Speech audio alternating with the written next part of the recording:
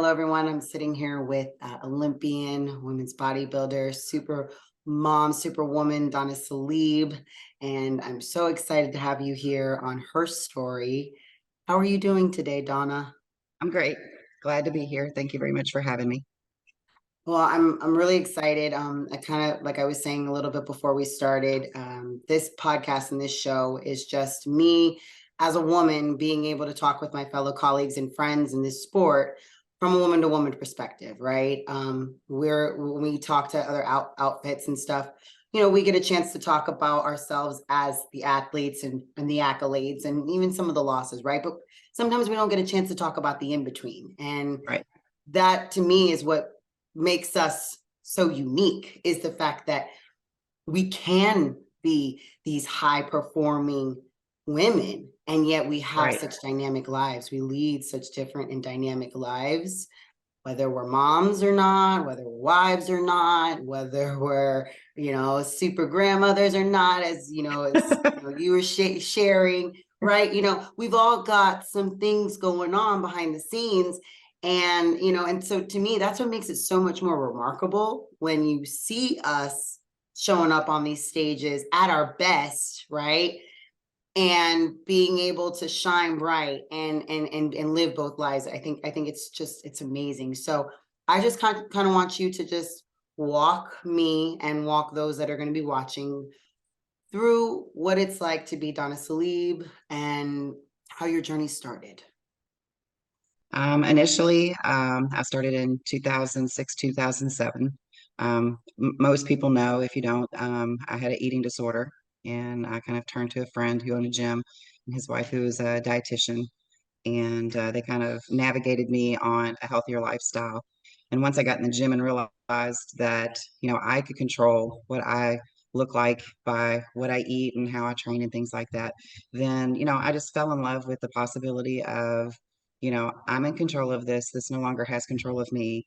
And, I was talked into a show, just as a, let's just try this. And I fell in love with it and been with it ever since. So, I did read about that in various publications, that you have been open about your struggles in the past with in the eating disorder. And I think it's really important nowadays, as we're talking about self-image and disorders and mental health, that we do have these open conversations. If you're able to get the proper help, you have the support system, and you find something, whatever it is. You found bodybuilding, anyone can find right, anything right. else, right?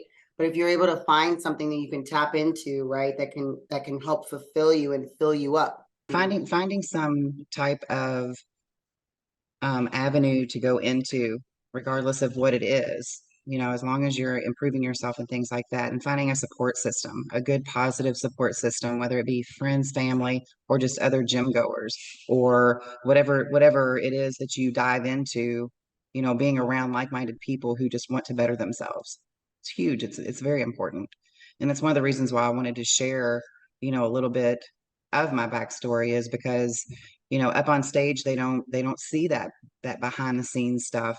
And it's important that not only women, but men see that too, because I know men struggle with eating disorders just as well. Feeling comfortable enough to reach out to somebody who's dealt with this or is dealing with this, and feel comfortable talking to them about it, you know so yeah, it's very important. And I think it's super important that we offer that listening ear to someone, or even just a little tidbit of advice.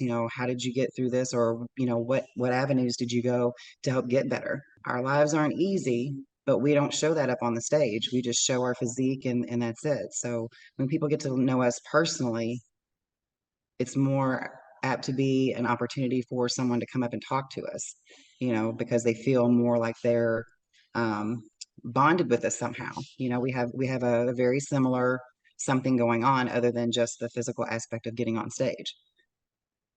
Right. And I have been more open with my own struggles as well. And I think it's important that we use our platforms to show those that are following us that they can connect with us, right? There's a level of Right, right, connectivity because, again, like you just said, you're saying, hey, I'm just like you. We have a common ground. Let's talk right, about it and let's support one another, right. right? And that's really, really important. So having come this far in your journey, what would you say to someone that is struggling right now with an eating disorder and just trying to try to come to grips with that and get some help? What would just be something you would say to them? You know, if they're uncomfortable talking to people that they know, you know, most hospitals or like health departments, places like that, they have dietary people there that will sit and listen, and they will give advice and try to help. Um, Call me, you know, inbox me, you know. Um, you know, a lot of people are more comfortable being behind the computer and just texting and stuff rather than actually, you know, physically talking to someone face to face. Um, don't feel like you're in this alone and that nobody's going to understand it. You know, I'm not here to judge anybody. I'm here to help people. That's the way I look at it. Like, if you want to come to me and you want to talk to me, I'm going to listen with an open mind and an open heart. And I may not give you advice. I'm not going to definitely not going to give you like my opinion or judge you, of course, but I will share with you if there is any tidbits that may also, you know, lead you in the right direction. But if you don't have anybody to talk to, go to like a health department. All hospitals have dietitians. Do research online. There's a lot of bad information out there, but there's a lot of good information out there as well. There's a lot of support groups out there with people with eating disorders and stuff. And you can do most of it online. You can be involved in chat groups. You don't have to physically see anybody. Like the fact that you touched on about that love, right? And empathy is so Yep. important. What would you say to the Donna back then that was needing that love? That it'll get better. Love yourself. Love yourself. Love yourself. Like I didn't like me. I didn't like who I was. I didn't like what I saw in the mirror. And it took several years for me to understand that, you know, the projections that not just social media and even back then before all of the social media and stuff, like, you know, just magazines, tabloids, you know, there is no perfect person. I'll put up certain things when I say be unique, it says YOU, unique. There's only one you. You can't be somebody else and they can't be you. You're unique for a reason. You're beautiful, whether you're a guy or a girl. You're beautiful, you're loved, and you're important. At the end of the day, so if you don't have that self-love, and I can Right. sit here attesting to that too, right? How can you project that to others? Exactly. If I don't take care of myself, how am I going to take care of someone else? Or how am I, if I don't love myself, if you don't love yourself, you can't fully love someone else. That's Correct. the way I look at it. You know, if I don't wholeheartedly love myself, and I'm not talking like in a selfish way or anything, but actually truly love yourself, you can't openly and freely love someone.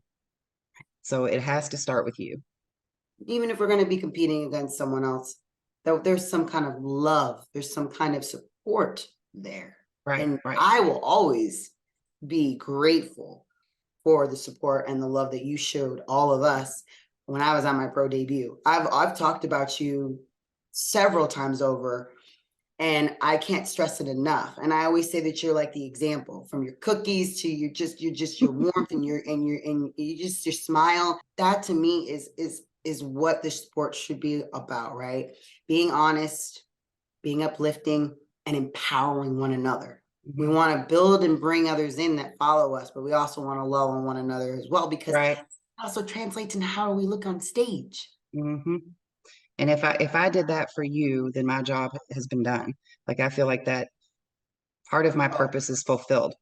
You know, I don't care who I'm on stage with, you know, that's totally out of our hands. You know, once we're stepping on that stage, it's totally out of our hands. I can only do so much when I get there, you know, until I get there. But there will never ever be a time that I'm not going to say hello to somebody. I'll probably make people feel uncomfortable because I just walk up and I start talking to you. Or, you know, I'm known for, you know, making my little goodie bags.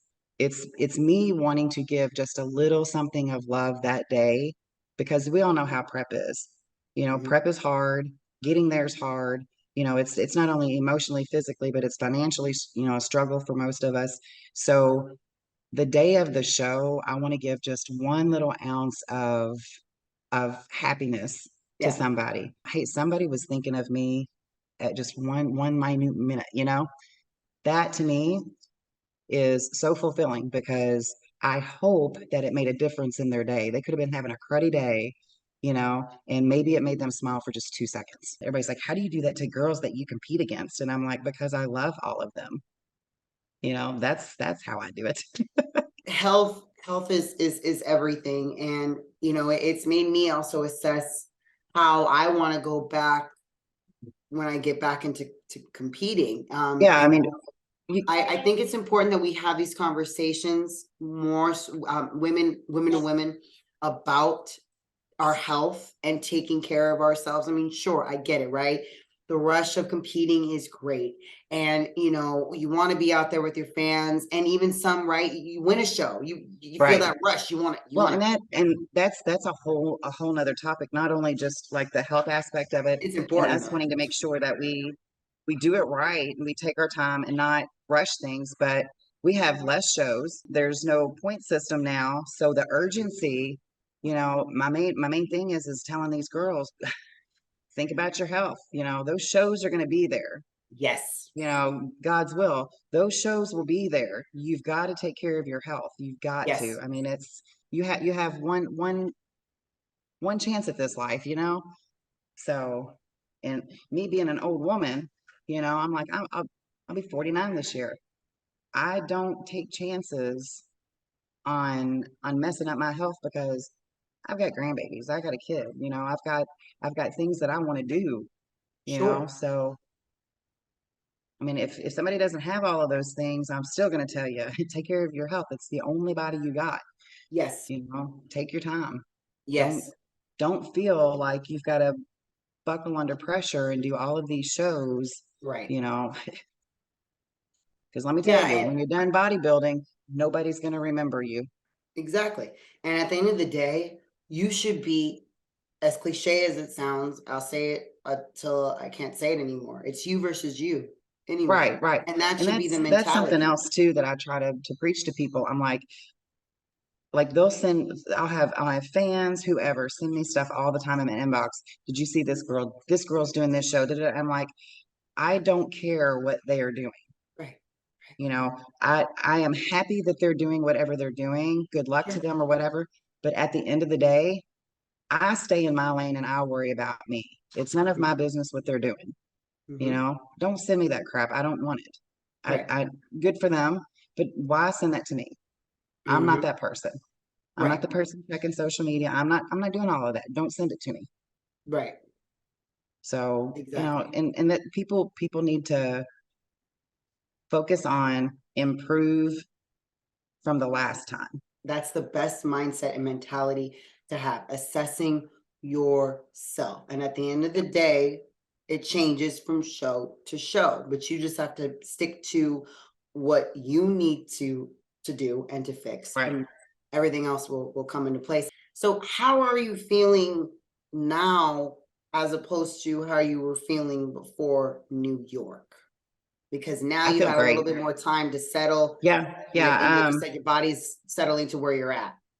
I had an amazing, rebound after New York, and it's full steam ahead. I feel great about this. I've got the formula um, pretty much down for what's going to happen and everything. My husband's my coach.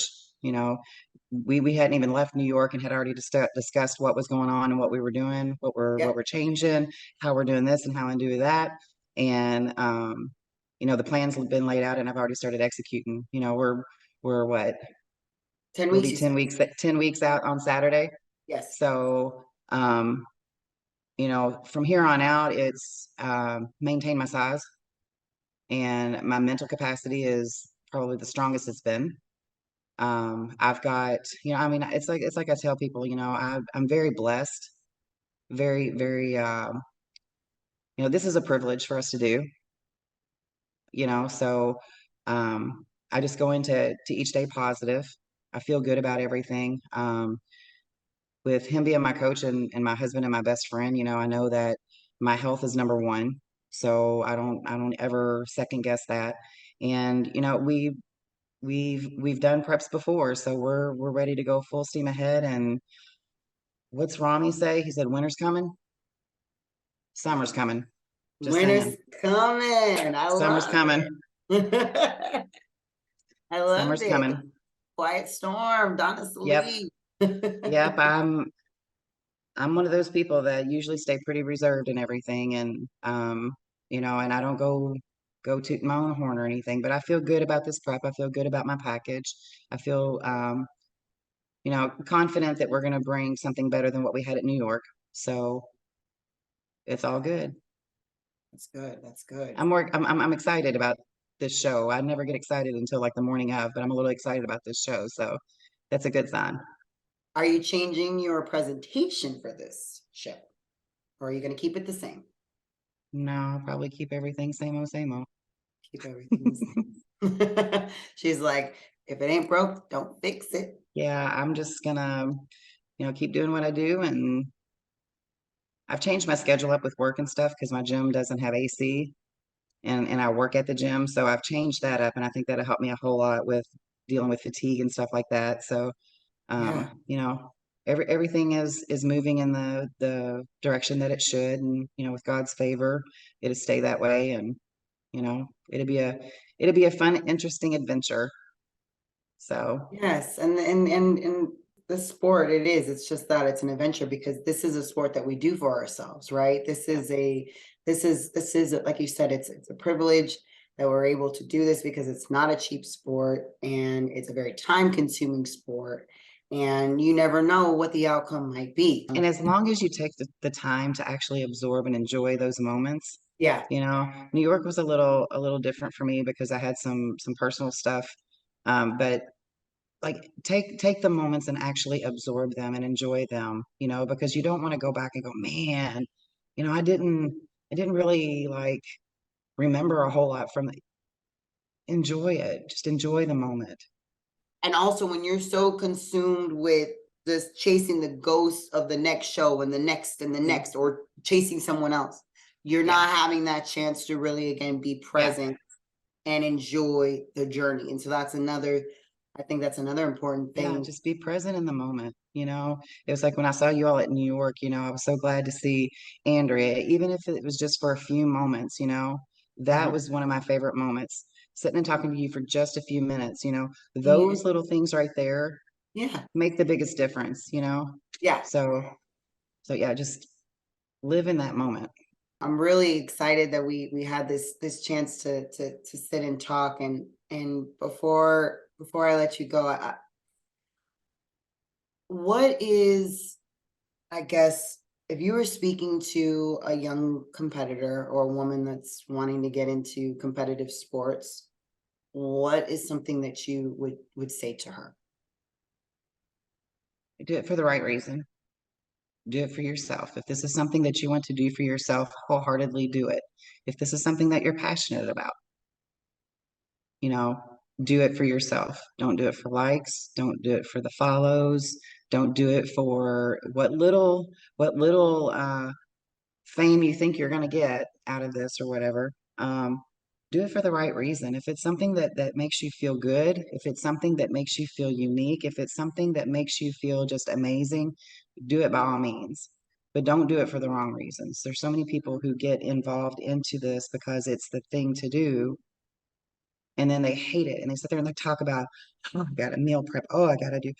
If you don't like it, don't do it. I love that I have the opportunity to try to make myself better every day. This is something that I'm very passionate about. I'm always wanting to better myself and be a role model for someone, that might just be starting out.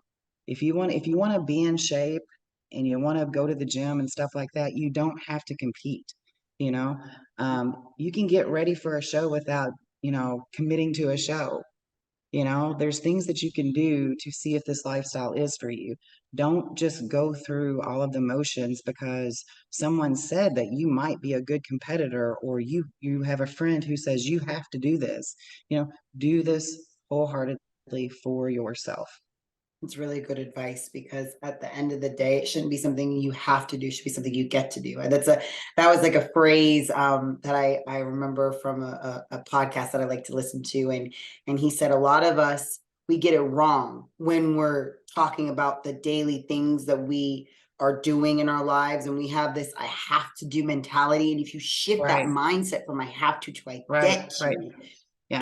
it doesn't become so daunting. It doesn't become so Yeah. overwhelming. It brings you some joy. Like you're Yeah. excited, like, yes, I get to do XYZ, you Yeah. know? So even if it does push you, it's a choice that you get to make. Right. And secondly, I would, if I can throw this in there, Yeah. is don't let anybody talk you out of it. That I thoroughly enjoy, that I thoroughly love doing. It's something I'm very passionate. Oh yeah, there's tons of things that I could do, still be involved in things like that. But honestly, if I'm enjoying the process, if I love what I'm doing, why should I just up and retire because I'm 49? Well, you're almost 50. Okay, I'm at my prime. Don't let anyone talk you out of your dreams. It's your dream, not theirs. I think that's very good advice because, everybody can have an opinion when they don't know. Well, I'm very, very happy that we had this time to chat and talk, and I'm wishing you all the best, as I Thank always you. do in the weeks ahead. You're 10 weeks out, and I'll be watching, and hopefully we'll be able to have a nice little chat after you're done with the Masters Olympia. Yes, absolutely. It'd All be my right. pleasure. All right. Well, thank you, Donna. This has You're been welcome. another episode of Herstory with Danielle Willis, and we will be updating you with more, so stay tuned.